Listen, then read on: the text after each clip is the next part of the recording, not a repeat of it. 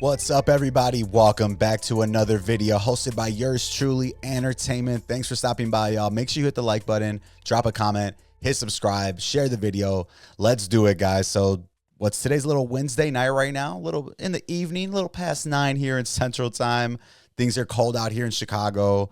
You know, we're hitting towards the Christmas time. We're getting towards the holiday break, towards New Year. So hopefully everybody's enjoying that time with their family. I know I am. But one thing I'm not enjoying, guys, is the NFL season right now.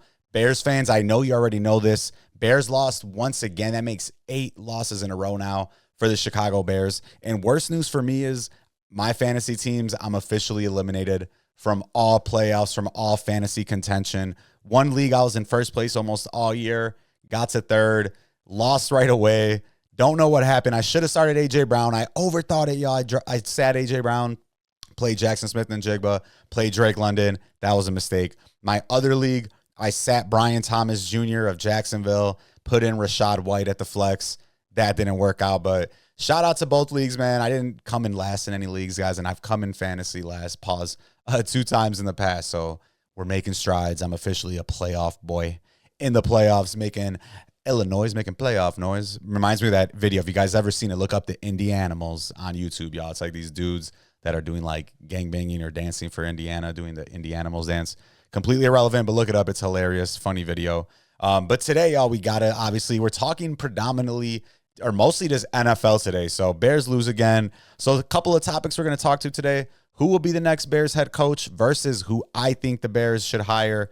Second, we're going to talk Kirk Cousins got benched. Rookie Michael Penix is now in for the Atlanta Falcons. After that, we're going to take a look at the NFL power rankings and then take a look at where the Bears rank per each website. And you might be a little bit surprised. They're not last. So we're doing something better than other teams, which is crazy to think. Fourth thing we're going to talk about, who do you got or who do I got? Chiefs or the field? Chiefs are the only team right now in the NFL with 1 loss. And then, of course, we got to go through some ex-NFL and I'm talking about the website or Twitter, some NFL and Bleacher Report reactions. We're going to do some scrolling, do some reactions, the same thing I do throughout the day when I'm hanging out, stuff I'm sending to my friends. And a lot of the stuff we talk about here, usually stuff that people send me or my friends send me. So if you ever want to hear me talk about certain things, let me know. Let's keep it posted. But first things first, y'all, let's talk a little bit about who will be the next head coach of the Chicago Bears. So if we pull up some info here, and that'll be for later. This is based on, it's already a couple weeks old, but from 6 Point Sports, you see a list here, and predominantly the list has kind of remained the same. You got Ben Johnson, who a lot of people in Chicago are talking about really wanting, the offensive coordinator of the Detroit Lions. Here you got Joe Brady, offensive coordinator for the Buffalo Bills. Thomas Brown, who's currently the head coach of the Bears. I think it might be safe to say Thomas Brown's probably not going to get the position at this point. Things have changed since November 25th, and that being that we've just sucked and haven't won any games. Liam Cohen, another OC. He's from the Tampa Bay Buccaneers. Aaron Glenn, defensive coordinator from the Lions. Kellen Moore, Kingsbury, both offensive coordinators. Cliff Kingsbury, he coached Caleb Williams before. A lot of people have talked about that name, but I think maybe his head coaching experience, the way things played out in Arizona, is a reason people are looking down at him as an option. And then the big name, the name that everybody in Chicago is talking about, everybody that today, if you take a look at this article, Mike Vrabel, former NFL player, former New England Patriot, former head coach of the Tennessee Titans. Reports are saying that he's currently the number 1 choice for the Chicago Bears to make their next head coach. So this is in the headlines.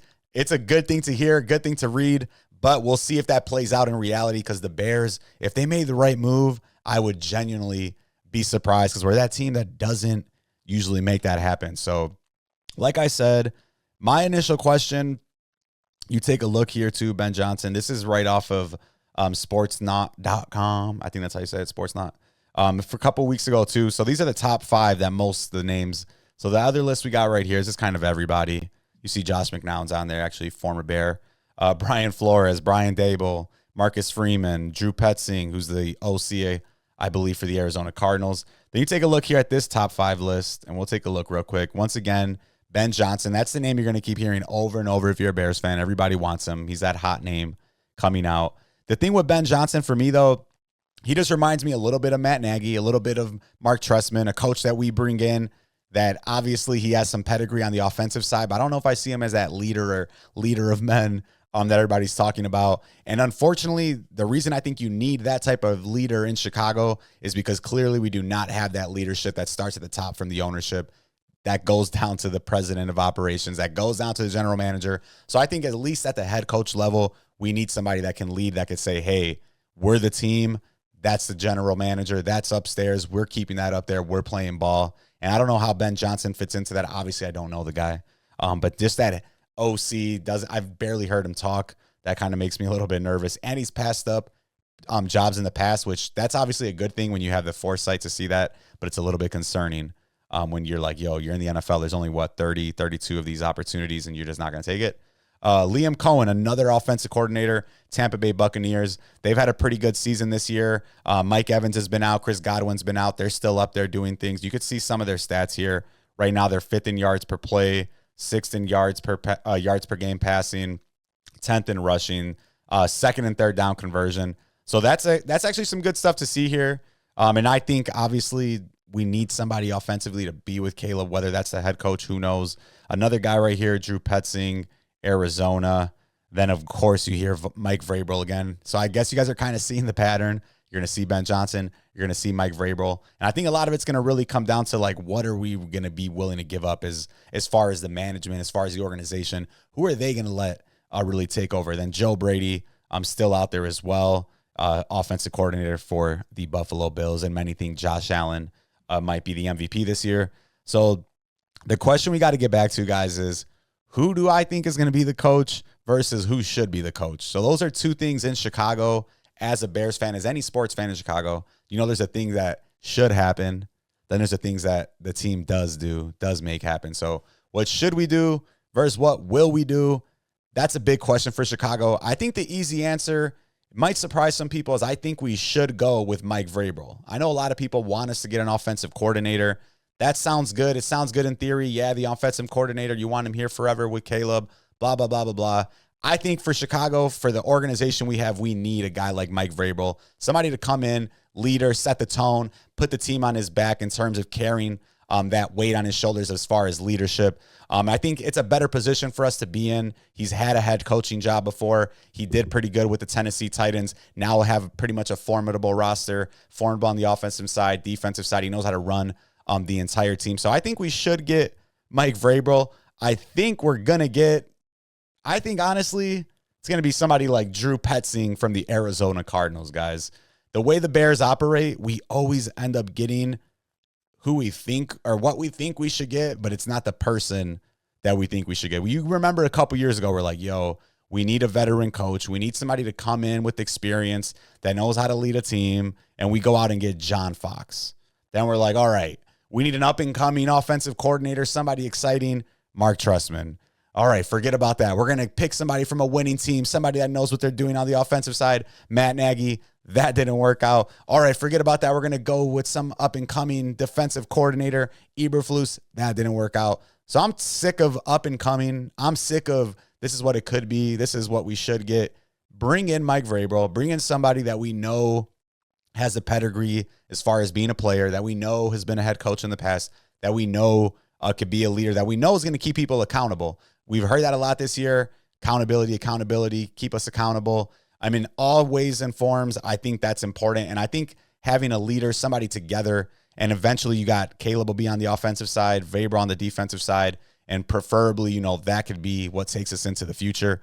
And I get it, guys. I get we need an offensive coordinator. I understand. But I think we can bring in somebody that's just as good as a lot of these up-and-comers that are out there right now. Ben Johnson, great job killing it out there. Joe Brady killing it out there. But we got to remember, not everybody can become a head coach. We've seen what happened with Josh Daniels of the Patriots. We've seen what happens out there. So personally, guys, Ben Johnson, yeah, it sounds good. Drew Petzing from Arizona, yeah, it sounds good. Joe Brady from Buffalo, yeah, it sounds good. Just bring in Mike Vrabel, bring in a leader. It sounds good. It looks good. And if it looks good, sounds good, then that's what we got to do, guys. I understand wanting to go with the offensive coordinator, but I think sometimes you just got to go with that proven leader, somebody that can lead us. And look at last time we were in that position, the only good teams we've had in my lifetime, Lovie Smith, that type of leader. And then obviously Mike Ditka, that was before my lifetime, but another great type of leader. So let me know what you guys think. Who do you think should be the coach? Who's going to be the coach? But let's move on now, guys. We got to take a look. Like I mentioned, let me pull this up. Where to go? Getting notifications at the worst times. Come on, buddy. Let me live. Try to get to NFL.com, guys. And drop comments, please, y'all. Drop a comment. Let me know what you guys think. You got to help me interact. You got to interact with me. Let me know what you guys want me to talk about versus what you don't. So, next thing you got to talk about here is Kirk Cousins, y'all. Kirk Cousins has officially been benched. Coach of the Atlanta Hawks, Raheem Morris, came out and made a decision today that rookie Michael Penix Jr. will be starting in place of Kirk Cousins. If you guys don't remember, Kirk Cousins did miss, I believe it was all of last year with an Achilles injury. He's now back. They paid him a ton of money, somewhere around like $190 million. Let's see if we can find it. Oh my God, this is such the longest. We're going to have to skip this website, but that was like the longest article. I'm like, all right, maybe we could see what's happening here. So yeah, less than 24 hours after being benched. Yeah, it comes out. So yeah, Raheem Morris came out on Tuesday, made a decision to start Michael Penix after Atlanta's 15-9 win over the Las Vegas Raiders on Monday Night Football. Kirk Cousins only attempted 17 passes, and he's had 9 interceptions in his last 5 outings. So a lot of people know the name Kirk Cousins. He started off on Washington's second-string quarterback behind Robert Griffin III. When Robert Griffin III got injured, Kirk Cousins came in. He got franchise tagged a bunch of times in Washington. He then ended up going to Minnesota. Minnesota paid him, didn't want to pay him. Now he ended up in Atlanta. And he's kind of just that prototypical NFL quarterback. He can stay in the pocket, do his thing, but sometimes those big games, those big moments, he kind of seems to falter. Atlanta right now, they're 7-7 in second place in the NFC South. So they actually own the tiebreaker over the Tampa Bay Buccaneers. The good thing for Atlanta is they're hosting the New York Giants, and the New York Giants, one of the worst teams in the NFL this year. So if there's any time to bring a rookie in, right now is definitely that time to bring him in. So Cousins right now has a league high 16 interceptions. He has 12 fumbles. That's tied for the most in the NFL with another NFC South quarterback, Baker Mayfield. So Kirk Cousins now, he's 36 years old. Just can't keep turning the ball over like that, to be quite frank with you. So torn Achilles back in 2023. They're saying that Kirk isn't injured, but Michael Penix will be coming in for him. And it's going to be exciting to see it. There's a lot of good talk going around about Michael Penix, arm strength. And Atlanta has weapons, y'all. They got Drake London. They got Bijan Robinson. They got Kyle Pitts. They got Darnell Mooney. So with Michael Penix out there, Atlanta looking to make a run right now. If he can be what he was in college, if he can show off that arm strength, definitely going to add another element to the Atlanta Falcons offense. But 36-year-old Kirk Cousins coming off that Achilles injury. Who knows if he's going to get another chance? I think he will. But it looks like he's trying to probably riding it out right now. Next team might be his last opportunity. But there's always a team out there looking for somebody. You got the Cleveland Browns that are going to be looking. You never know what's going to happen in places like San Francisco. Do they want to give Brock Purdy the money? Can they trade for somebody like a Kirk Cousins to come in? But Michael Penix going to be coming in for Kirk Cousins. And I heard something earlier on ESPN. I think that Michael Penix and Kirk Cousins actually live on the same street. They've carpooled together to games. So you got to think, did he call him? Did he hit him up like, yo, I know you're starting for me now, but I'm still going to give you a ride? And it looks like Kirk Cousins probably does. I watched The Quarterback on Netflix. He seemed like a pretty nice guy. But I'm excited to see what Michael Penix has to offer. They have a ton of good talent on the offensive side of the ball. So if he can just spray the ball around a little bit, they'll look like a lot different of a team. And trust me, I'll know Drake London was on my fantasy team, and Kirk Cousins just absolutely dropped the ball these last few weeks. All these interceptions, and then literally dropping the ball with the fumble. So keep it open, guys. Because remember, Kirk Cousins, 36 years old, off an Achilles injury. They're 7-7. He has 16 interceptions, 12 fumbles. So Michael Penix will be coming in to replace Kirk Cousins this week, and we're going to see what happens from there. So next, y'all, we got to take a look real quick at the NFL power rankings. Where they at, though? Here we go. So here we take a look at the NFL.com power rankings.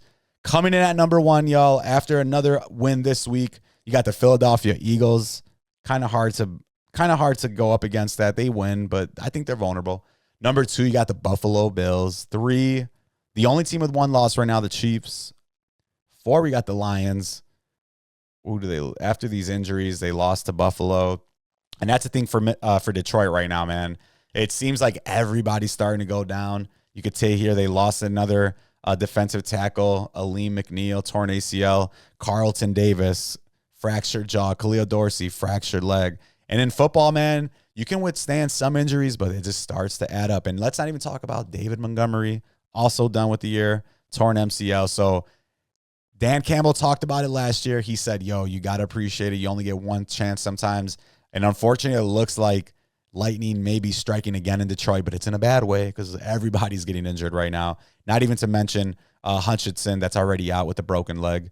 After that, another NFC North Minnesota, another NFC North Green Bay, Baltimore, Pittsburgh at 8.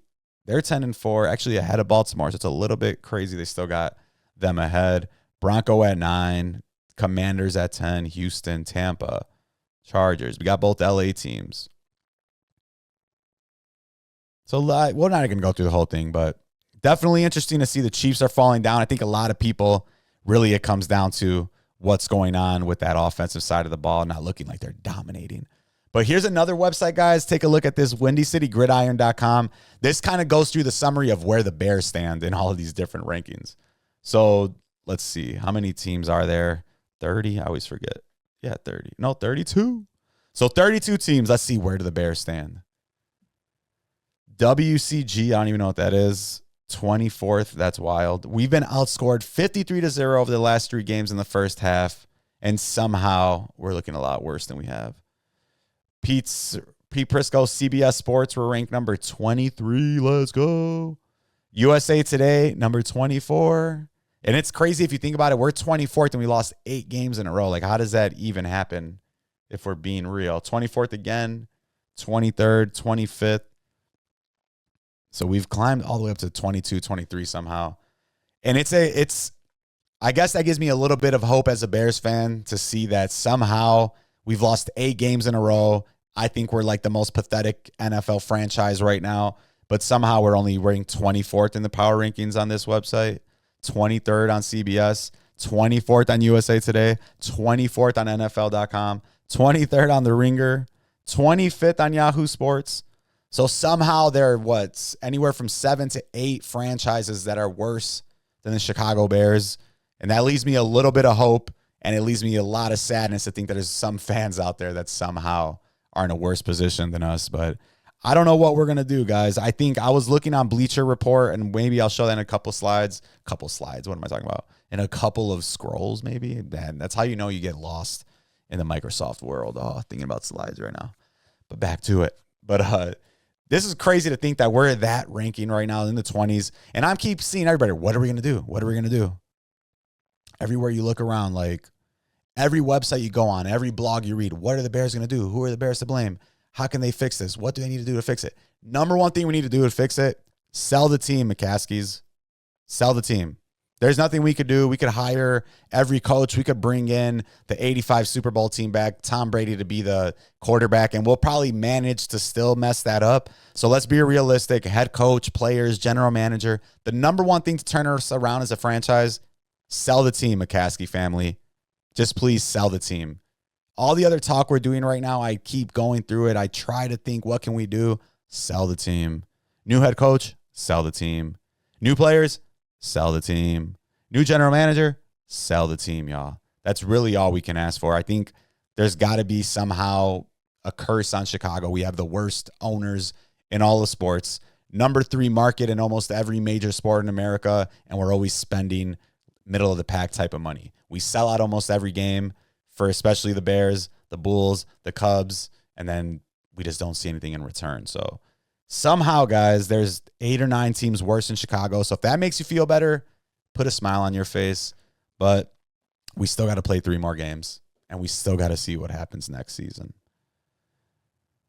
All right, guys. And so lastly today, the number one question, not the number one, but probably the last question of the day, we got to see let's take a look here real quick at the playoff picture.